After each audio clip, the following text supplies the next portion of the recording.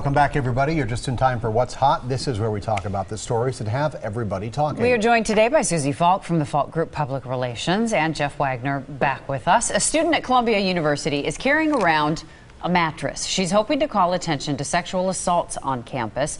Emma Solkowitz claims she was assaulted. The case against her alleged rapist was dismissed. She plans to carry that mattress until her alleged rapist is either expelled or chooses to leave the school. Yeah, wow, what a way of getting attention and raising awareness of a real important problem. And it is a very important problem, folks. I think it's 1 out of 5 women will be sexually assaulted or raped on a college campus. Those are horrible statistics.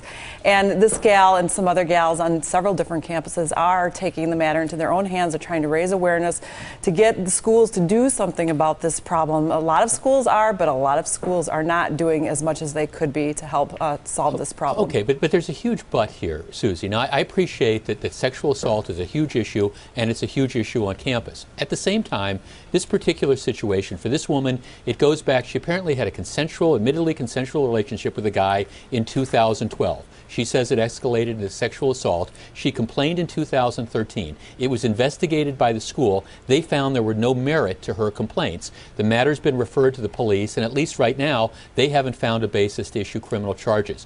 I understand this issue is important, and I'm not downplaying it, but there is the other side. And if it turns out that the guy in this particular case isn't, in fact, guilty, I think he's getting a very, very raw deal by her. His name is now out there, even though he's not been charged with anything.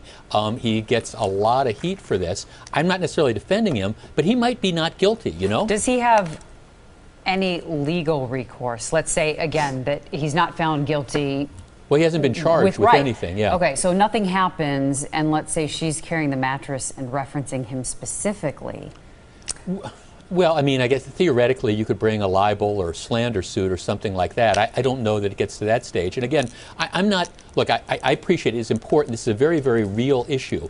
I guess and I think it's important for universities to take it seriously. At the same time, there is this flip side that, maybe he's not guilty. Maybe he didn't do, what she says he said. And I think you have to have both sides here. You're right. And I think the universities are challenged because they do want to pay attention to the problem. But you do have the instance where there's a lot of finger pointing. And for schools to overreact in some cases is also bad for those reputations. So, Jeff, I'm with you on that. I didn't know this guy's name, so you researched this topic a little more than I did. But it was a very creative way of raising awareness. Okay, we're going to leave topic number 1 there. Coming up next, we reveal the viewer's choice topic of the day. And Brian Goddard back with another look at the forecast. Again, we're joined by Susie Falk and Jeff Wagner from 620 WTMJ. Viewer's choice topic today, the Democratic National Committee chairwoman coming under fire for some comments she made yesterday about Governor Scott Walker. Florida Congresswoman Debbie Wasserman Schultz used domestic violence language to describe some political disagreements with Governor Walker. She said Walker has given, quote, women the back of his hand, among other things. She has apologized for that today. Actually, the Journal Sentinel reporting about an hour ago, I shouldn't have used the words I used, she says. Well, good for her for apologizing. That was a bad choice of words, and shame on Gwen Moore for supporting, her strong position on it. I think it was a little bit too strong. I think Scott Walker maybe hasn't, or he has had some policies that some women who are looking for equal rights would maybe roll their eyes at or get upset about. But that was a bad choice of words, and good for the Congresswoman to apologize. Yeah, I mean, look, and I understand reasonable people can disagree about stuff, and I understand that politics ain't beanbag. And given the fact that we're going to have a really contested gubernatorial race, there's going to be lots of challenges and arguments that are out there. But using the domestic violence references, whether giving women the back of the hand or other reference was he's grabbed us by the hair. I mean, she was very, very consciously using references to domestic violence, and I think that clearly crossed the line. She's been pressured into apologizing. I think that's great. Walker actually responded the way I think people do. He started raising money on it. They sent out a fundraiser saying, this is what we're up against, give me money. So I think if everybody would dial down the rhetoric just a little bit, that would probably be better. I don't think that's going to happen. Like you said, I mean, November's coming, and it's heated, and it's close. Will this be the most outrageous thing we hear? Oh, not even close.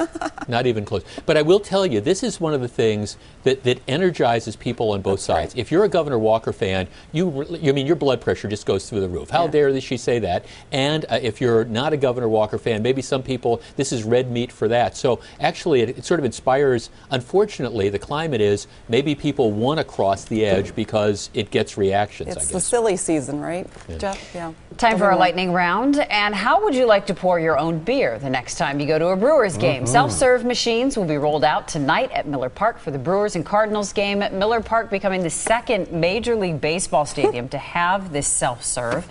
Is this a good idea? We talked about it when this first kind of came on the market. 2 beer limit Per person per visit to these machines. Every 15 minutes. With how this series could go, that's not enough beer, is it? Well, but you could get 48 ounces at a time. So you can get up to 4.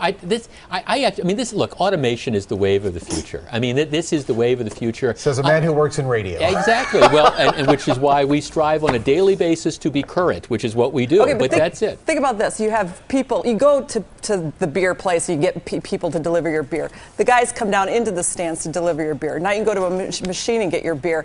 I figure drones dropping off beer will be the next thing. You know, it's really pretty easy to get a beer at Miller Park. Drones dropping off a beer. This is not going to affect, I think, the people that are in the stands and like to go, hey, beer guy. This is going to be, my guess is it's probably going to be more like craft beers and stuff like that. That's going to be You get your Red's Apple Ale, your Liney's Summer Shandy, you got your fancy pants beers. Which will alleviate some of those lines, because those lines are pretty I think some long. people were concerned about it adding to the drinking, but you can go back to the stands anytime you want and get as many beers as you want. So it's it's a moot point, I think. I'm actually, I got to tell you, I'm dying to try it out. I know I'm not going to be going at the game tonight, but I'm going to be going to a couple games over this next homestand.